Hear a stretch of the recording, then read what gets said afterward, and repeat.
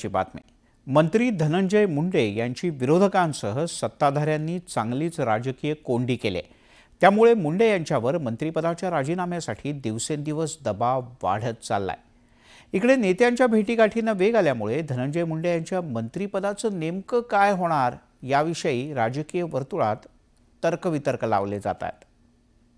नैतिकतेच्या मुद्द्यावर राजीनामा घ्यायचा असेल तुम्ही ताबडतोब घेतला पाहिजे। नैतिकता बघावी, राजीनामा द्यावा, हे सगळं होऊ द्या। 6 महिन्यानंतर परत तुम्ही मंत्रिपद घ्यावं। या तपासावरती आणि याच्यावरती परिणाम होऊ नये म्हणून धनंजय मुंडे साहेबांचा राजीनामा त्या ठिकाणी घ्यावा।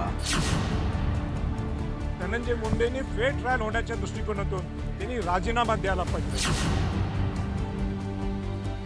धनंजय मुंडे यांनी मंत्रिपदाचा राजीनामा द्यावा म्हणून दिवसेंदिवस दबाव वाढत चाललाय।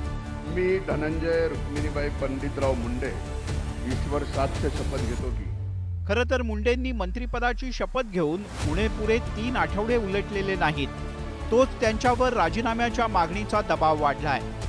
विरोधकांच्या सोबत सत्ताधारी पक्षातील भाजपचे आमदार सुरेश धस यांनी सुद्धा आक्रमक भूमिका घेतल्यामुळे धनंजय मुंडे यांची मोठी राजकीय अडचण झाली आहे। हे प्रकरण सतत चर्चेत राहिल्यामुळे राजकारण सुद्धा ढवळून निघालंय। या पार्श्वभूमीवर अजित पवार धनंजय मुंडे यांचा राजीनामा घेणार का याविषयी राजकीय वर्तुळात उलटसुलट चर्चा सुरू आहे। तुम्ही काय सांगताय आम्हाला? नैतिकतेच्या मुद्द्यावर राजीनामा घ्यायचा असेल तुम्ही ताबडतोब घेतला पाहिजे। आणि नैतिकता महाराष्ट्राला शिकवू नका। तुम्ही किती नीतिमान आहात ते आम्हाला माहिती आहे। तुम्ही फार मोठ्या नीतिमत्तेचा झेंडा हातात घेऊन पक्षांतर करून सत्तेमध्ये बसलेला नाही आहात। विरोधकांनी धनंजय मुंडे यांच्या राजीनाम्याची मागणी लावून धरली आहे। खंडणी प्रकरणातील आरोपी वाल्मिक कराड हा धनंजय मुंडे यांचा निकटवर्ती असल्यामुळे मुंडे विरोधकांच्या निशाण्यावर आले आहेत। जेव्हा आर पाटलांच्या बाबतीत एक साधं वक्तव्य त्यांच्याकडनं आलं होतं, ते सुद्धा हिंदीत आलं होतं। मराठी शाळेमध्ये शिकणाऱ्या एका व्यक्तीने हिंदीत चुकीचं स्टेटमेंट दिलं, पण नैतिकता बघता त्यांनी तिथं राजीनामा दिला।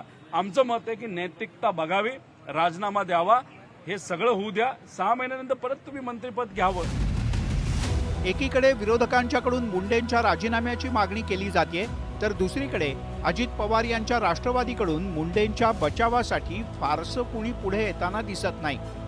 संतोष देशमुख यांची हत्या आणि खंडणी प्रकरणावरून विरोधकांनी अजितदादांच्या राष्ट्रवादीला खिंडीत गाठलाय।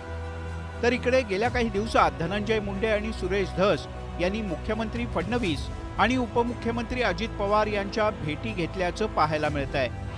2 जानेवारीला सुरेश धस यांनी मुख्यमंत्री देवेंद्र फडणवीस यांची भेट घेतली होती। विशेष म्हणजे त्याच दिवशी धनंजय मुंडे सुद्धा मुख्यमंत्र्यांना भेटले। 6 जानेवारीला धनंजय मुंडे यांनी अजित पवार यांची भेट घेतली। त्याच रात्री अजित पवार आणि मुख्यमंत्री देवेंद्र फडणवीस यांच्यात सुद्धा बंद दाराआड बैठक झाली।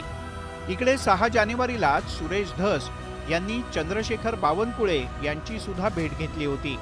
तर संध्याकाळी सुरेश धस हे अजित पवार यांच्या भेटीसाठी राष्ट्रवादीच्या मुंबईतल्या कार्यालयात पोहोचले।